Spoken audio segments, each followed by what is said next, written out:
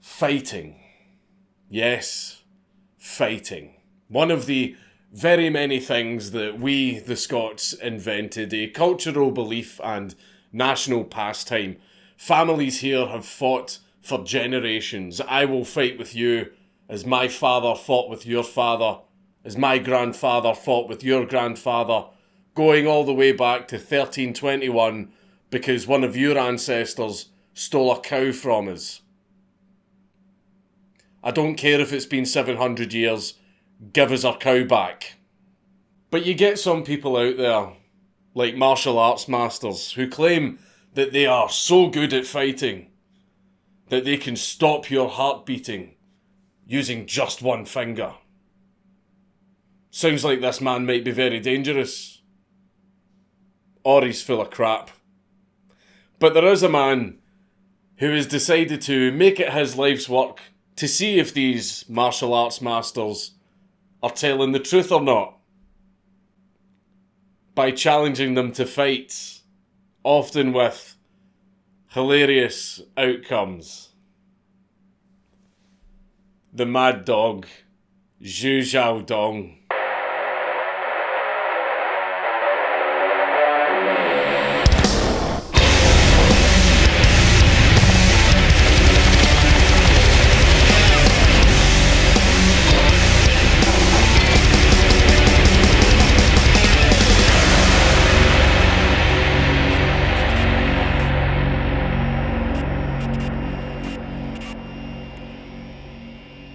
But before we get into the mad lad, a big thank you to War Robots for sponsoring this video.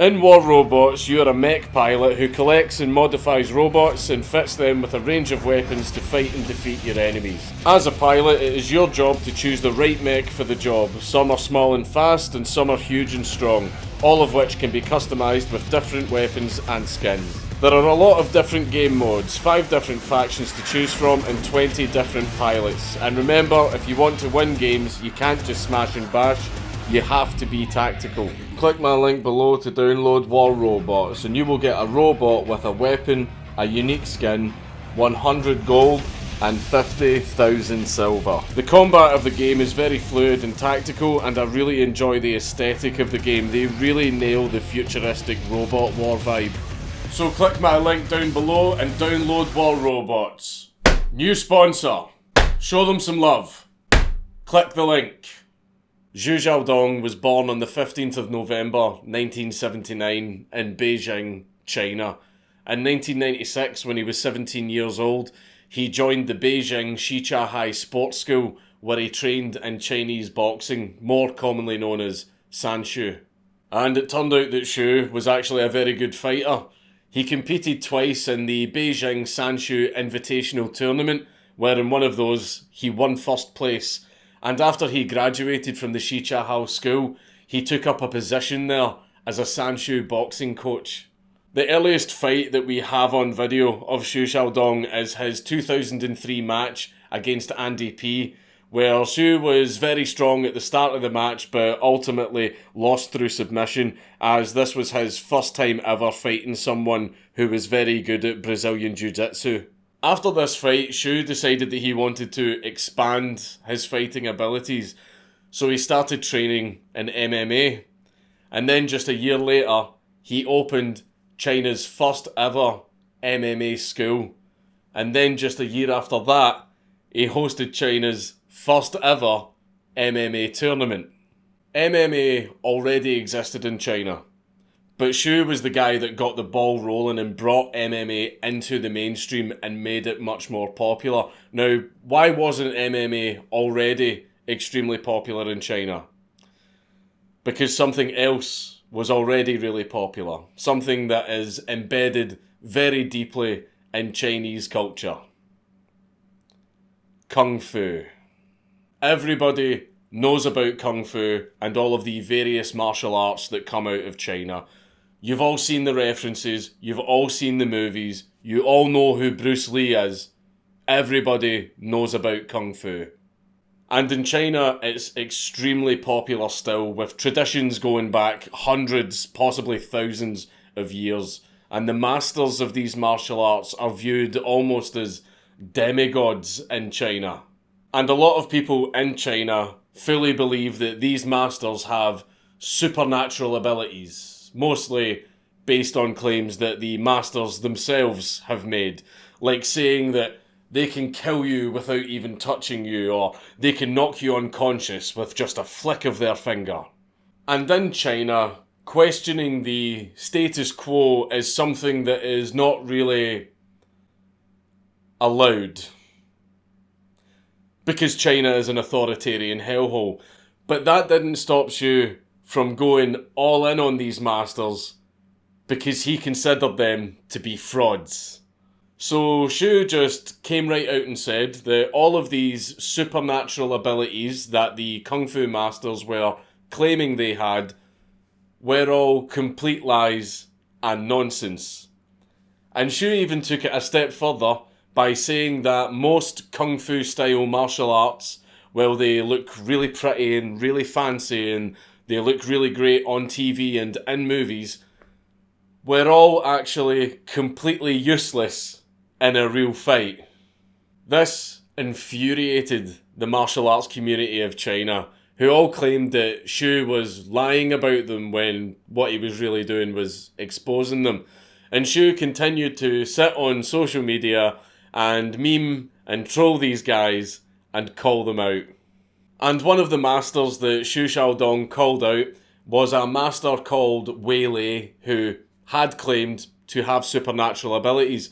Xu called him out on social media, telling him he was full of crap, and Xu demanded to see proof of these supernatural abilities.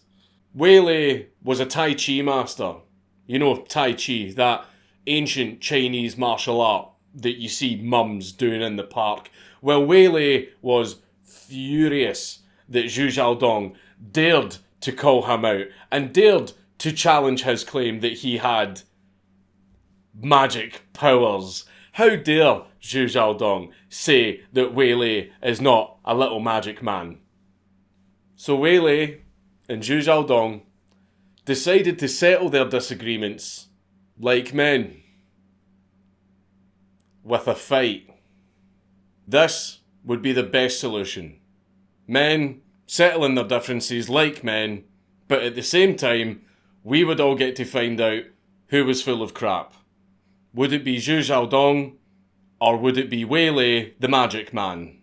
Also, the fact that it's the classic Kung Fu story of the leaders of two dojos challenging each other. I will show you that my wushu is the strongest in all of Beijing. I mean, that is literally the plot of almost every single Kung Fu movie. It's perfect. So in 2017, in Chengdu, China, the fight took place. So who would win? Would it be the cheeky upstart Xu Xiaodong, or would it be the Grandmaster Wei Lei the Magic Man, who had studied Tai Chi for decades? Let's find out.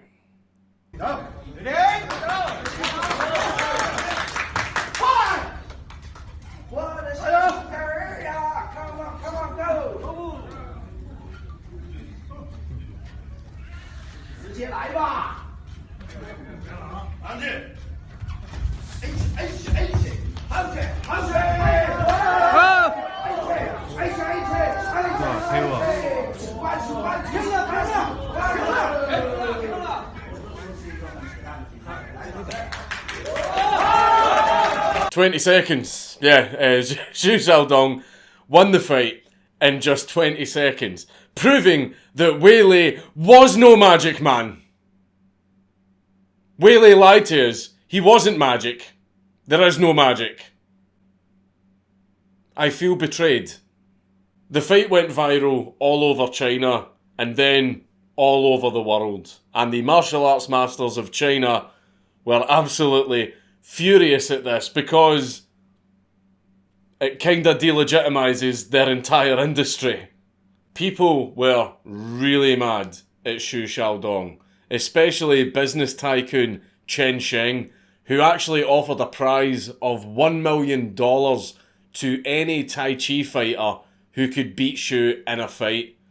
And shortly after this, Xu Xiaodong and his family started receiving death threats. After seeing the fight, all of the Kung Fu masters said that Xu Xiaodong fought like a mad dog, thinking that this would insult him. But instead, Xu just took it on as his nickname. Mad Dog. But the hatred against Xu went a lot deeper than just some angry Kung Fu masters on the internet.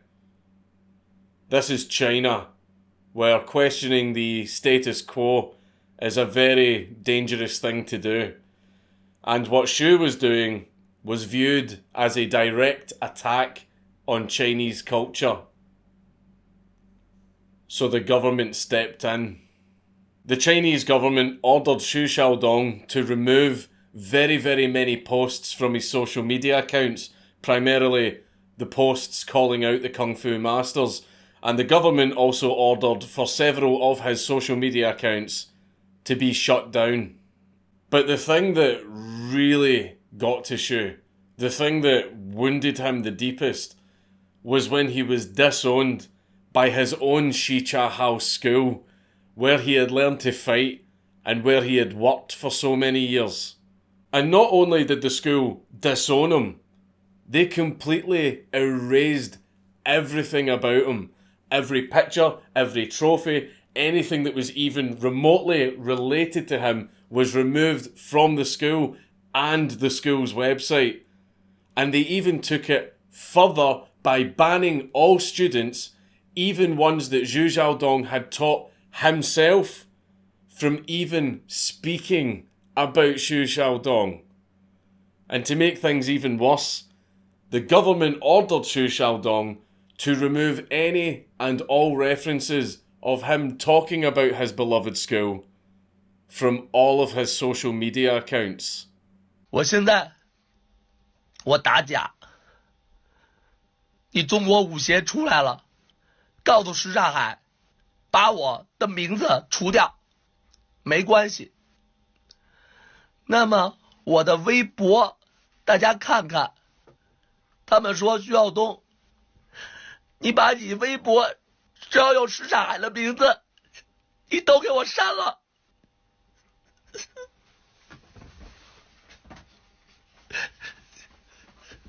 你不许有什刹海的名字出现，因为你打击传统武术。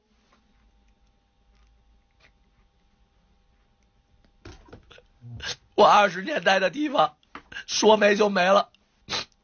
我在我自己的微博上，我写我很光荣，我是什刹海的教练，也不让我打了，都他妈让我删了，因为中国武协说了，不能让我有名。我现在全世界有名，是我徐晓东打出来的。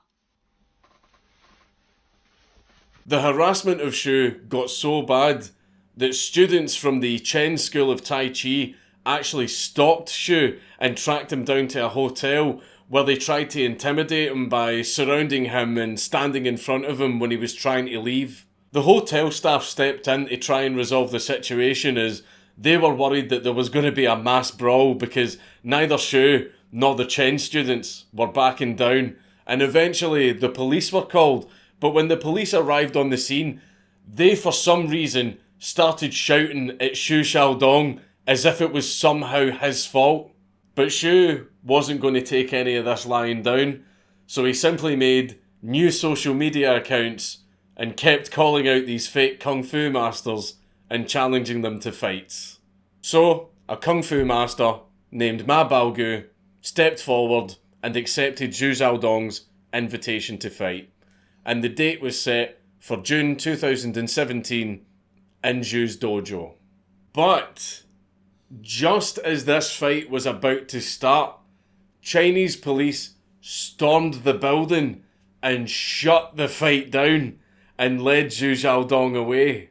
It was rumoured that it was actually Ma Baogu's nephew who contacted the police. Now, we don't know if he just did this of his own accord or if he was working with his uncle because his uncle turned into a great big yellow belly scaredy chicken and wanted an excuse to back out of the fight with Zhu Xiaodong.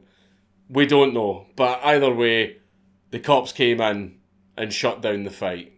The Chinese government then banned Zhu Xiaodong from holding tournaments in his own gym. However, in April of 2018, Zhu Xiaodong was able to set up another fight with a Wing Chun master named Ding Hao, who had gotten sick of Zhu's crap because they were always smack-talking each other on social media. But fortunately, this resulted in another fight being set up. But this was now a proper fight. It was being televised and being streamed online. It was being governed by a professional body, and it was even in a proper venue. This was a proper professional fight. So the match started.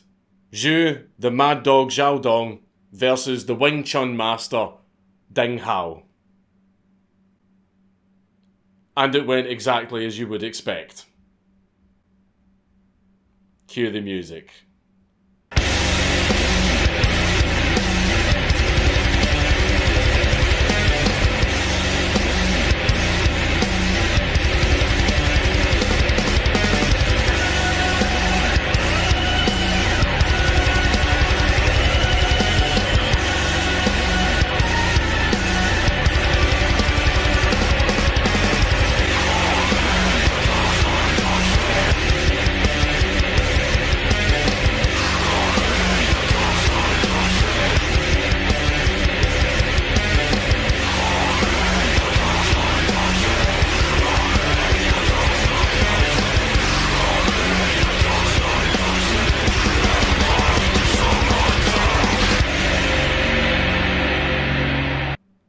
Ding Hao?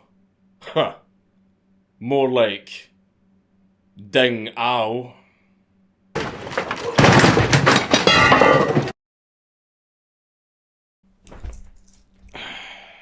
Anyway, despite Zhu Xiaodong clearly pulverising Ding Hao for that entire match, and Zhu Xiaodong clearly being the winner, the fight was ruled a draw. A judge actually ruled that fight a draw. Was this judge watching the same match as the rest of us?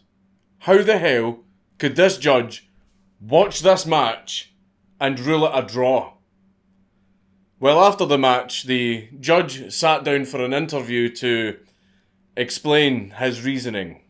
你刚才说你有多长时间做出那个平局的那个决定啊？就在那个几秒吧。有跟别人商量过吗？没有，我就在台上，现场视频我就在台上，就完全是你自己一个人的决定。对，完全就是我当时现场那么乱，我就看到那个现场的时候，我没有什么想法，我就觉得我就应该那么说出来。你为什么会判平局呢？我不是从专业角度上看，我可能是从很多很多层面上看，我认为就是平局。哪些层面？站在擂台上，然后敢于去打，我本身就是我觉得就是这样，然后也没有像雷那样被打的这个是吧？就当然了，可能有地面的原因啊，但是我觉得应该算是平局。但是看完那场比赛的观众啊，也包括我们在网上看这视频，都认为其实徐晓东没有悬念的是获得了这场比赛的胜利，因为差不多把那个丁浩打倒了5、6次嘛。在这种情况下判这场比赛平局，您不觉得你这个判法有问题吗？我不管，所有人可以骂我呀。你们觉得我判的不对，都可以骂我，随便。我作为赛事方，然后我又作为现场的主持，我觉得，骂我是承受的。但是作为中国传武来说，最起码在我们的这个平台上做出了第一步。从你自己内心角度来讲，如果除掉那些因素，就是你说的那些非比赛的因素，你觉得徐晓东和丁浩之间的比赛谁赢了？谁赢谁输，我不是专业的，我也不好去做评判。我觉得 So the fight judge who is supposed to be an expert in fighting, which is why he would have been hired as the fight judge, says that he doesn't want to pass judgment on a fight that he already judged because he's not an expert, even though as a fight judge, you're supposed to be an expert in fighting. So how the hell did that happen? Welcome to China. But Xu Xiaodong wasn't going to let this totally not government influenced decision hold him back from going after the fake Kung Fu masters. And the next master that Xu Xiaodong put his crosshairs on was a man named Zhu Li Chao.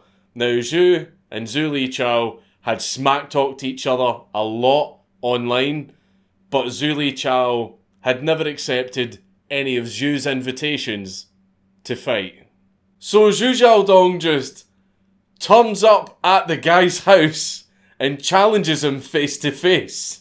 Despite all of Zhu Li Chao's big brave smack talking over the internet, now that he was face to face with Xu Xiaodong, he kept making excuses and dancing around the subject.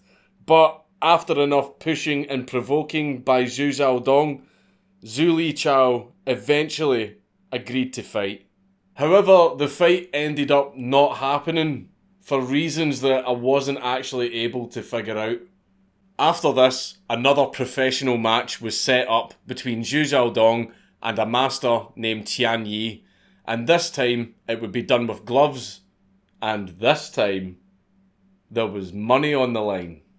An unknown Chinese millionaire apparently said to Tian Yi that he would give him 30 million yuan, which is about £3.5 million, if he was able to beat Xu Xiaodong in a fight. So the fight started, and Xu Xiaodong burst Tian Yi open in the first round. 要折磨他。比赛开始了，我们看到肖东利用直拳加上勾，那么田野的鼻腔已经出血。 Then, in what I found to be pretty unusual behaviour for a professional fight, instead of applying ice and Vaseline to stop the bleeding and getting straight back in there, Tian Yi's corner started fully bandaging up his wound, which put the whole fight on hold. Xu Xiaodong made fun of this by dancing around the ring, acting really bored, and at one point it looked like he was going to fall asleep, but he was getting visibly annoyed at the fact that he was being made to wait. And then they finally bandaged up Tian Yi's face. And what is this? What the hell is this? Can he even see?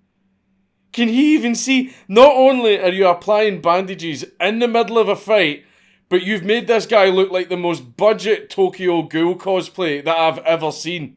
And then, finally, they finished and the fight continued, with Tian Yi looking like the burned man from Fallout New Vegas.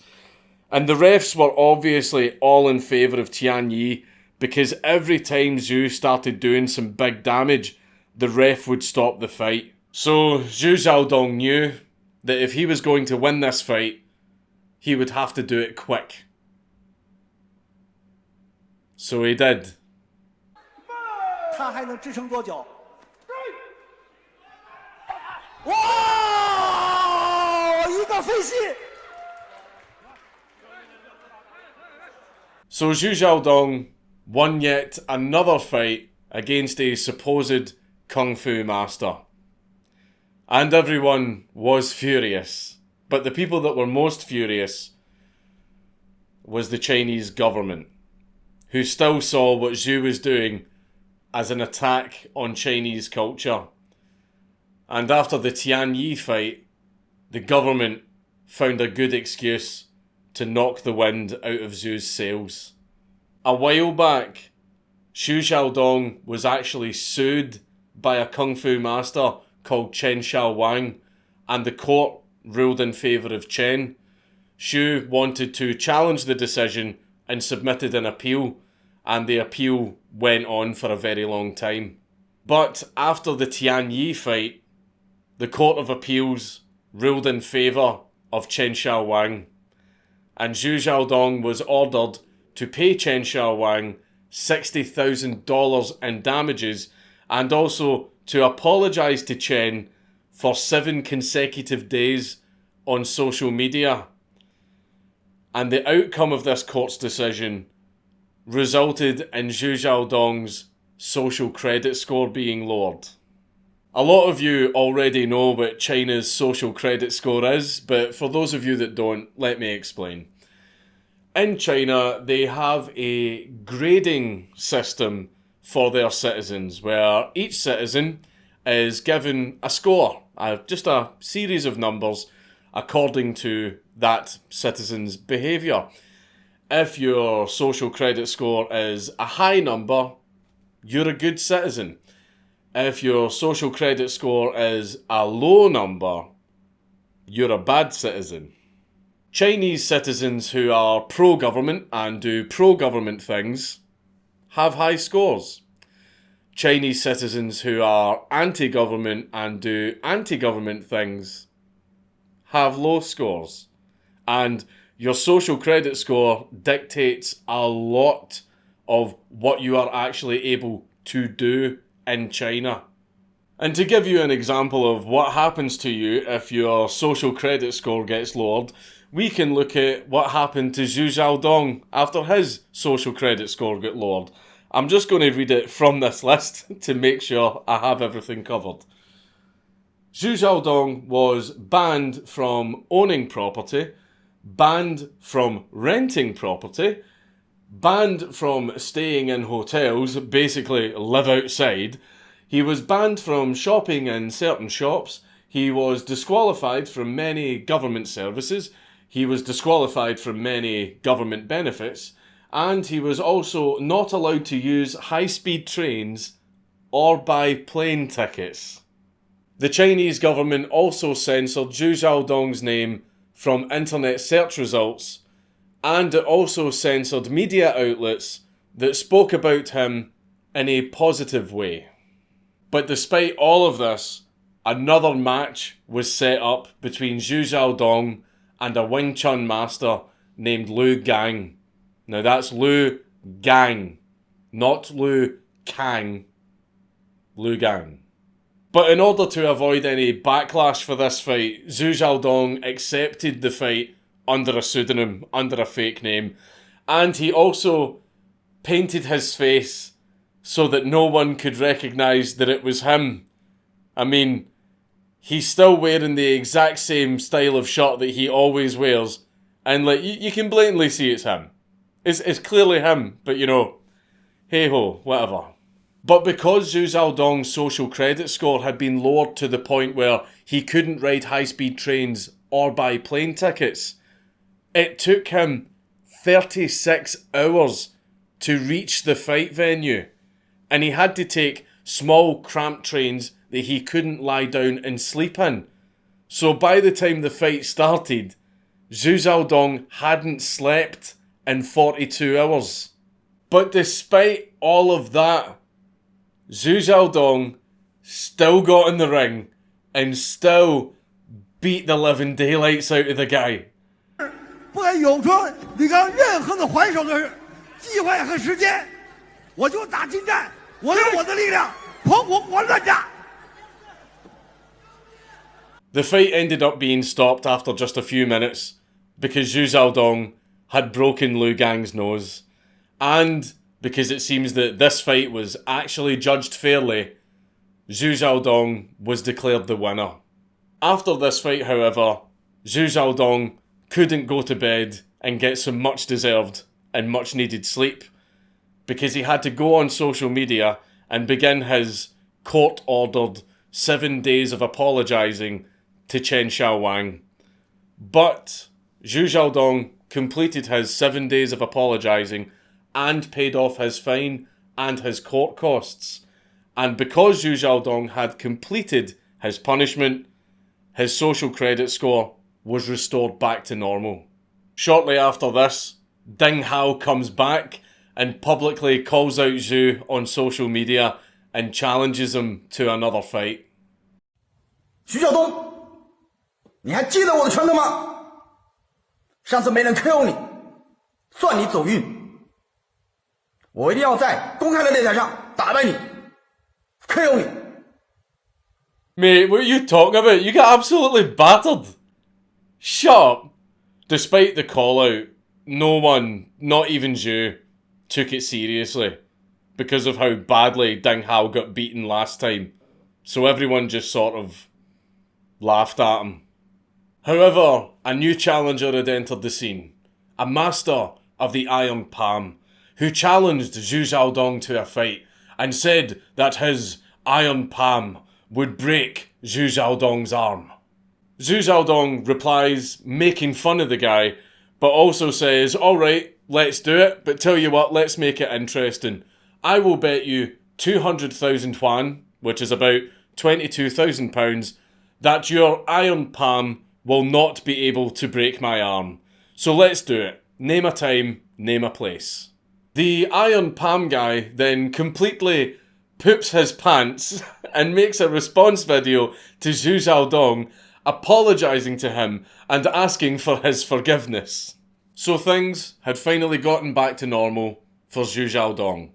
His social credit score was back to normal, his court case was over, and he was even holding fights again in his own gym. So what does Zhu Xiaodong do? Criticise the Chinese government's treatment of Hong Kong during the Hong Kong riots, which is a big, big no-no. He also met up with and befriended human rights lawyer Chen Qishi because they shared similar views on the subject. And as a result of this, the Chinese government wiped Zhu Xiaodong's social media accounts again for the 8th time. Then, shortly after that, everyone got hit with a bug. The bug that I'm not going to mention because I just got my ads back and I would like to keep them. And because of that, China went into full lockdown. So, no martial arts, no challenges, no fights, no nothing. Then, during the lockdown, Zhu Xiaodong's friend, Chen Qishi, mysteriously disappeared while reporting on China's handling of the outbreak. Zhu Xiaodong showed great concern over this, and he made it public that Chen Qishi could not in any way be contacted by any of his friends or family. And whenever his friends or family asked the Chinese government where he was, the Chinese government told them that he was merely being isolated in quarantine, and they refused to give any further information as to his whereabouts. Zhu Xiaodong continues to rail against the Chinese government, demanding that they release Chen Qishi, because Chen disappeared in February of this year and hasn't been heard from since. Zhu Xiaodong also defended another author by the name of Fang Fang, who wrote the very notable blog, The Wuhan Diary, which detailed the struggles that the people of Wuhan were going through due to the lockdown, and also the violent authoritarianism they had suffered at the hands of the government. Fang Fang received a lot of backlash for publishing her blog, and Zhu Xiaodong's old nemesis, Wei Lei, from the fight that started it all, actually instructed other martial artists to hunt down Fang Fang and punish her. Wei Lei said, "Now I am calling on the Wuhan martial arts community. Fang Fang hasn't left China yet, and she hasn't left Wuhan, so you should denounce Fang Fang. Please use your fists for justice and punish this Chinese traitor." Zhu Xiaodong went absolutely mental over this, calling out Wei Lei on social media, saying that he was a pathetic coward for trying to get martial artists to beat up a tiny 50-year-old woman. So where is Zhu Xiaodong now? He is still in Beijing, China, and he still wants to keep doing what he's doing. But 2020, being the way that it is, Zhu Xiaodong's career has come to a complete standstill because he can't do any of the things he wants to do because of the lockdown. But he is still very active on YouTube. Yes, he has a YouTube channel called Brother Dong's Hot Takes, where he gives commentary on the Asian MMA world and various other things. The problem is, it's all in Mandarin, so get wrecked, English speakers. So it's been a very quiet year for him due to the lockdown, but I hope that once all of this is over, if it's ever over, that he continues doing what he's doing and pissing people off and beating up fake kung fu masters. Also, a big thank you to Fight Commentary Breakdowns for helping me with the research to this video, and also for helping me source all of the footage. If you want to subscribe to his channel, you can find a link for that down below. I know that I usually do Mad Lads on people whose story is over, so that I don't miss anything that they do in future. But given the waves that Xiaodong is making in China, I thought it would be a good bet to make this video now, you know, just in case the Chinese government decides to suddenly end his story. Stay safe, man. It's Count Dankula on YouTube. Everybody should subscribe.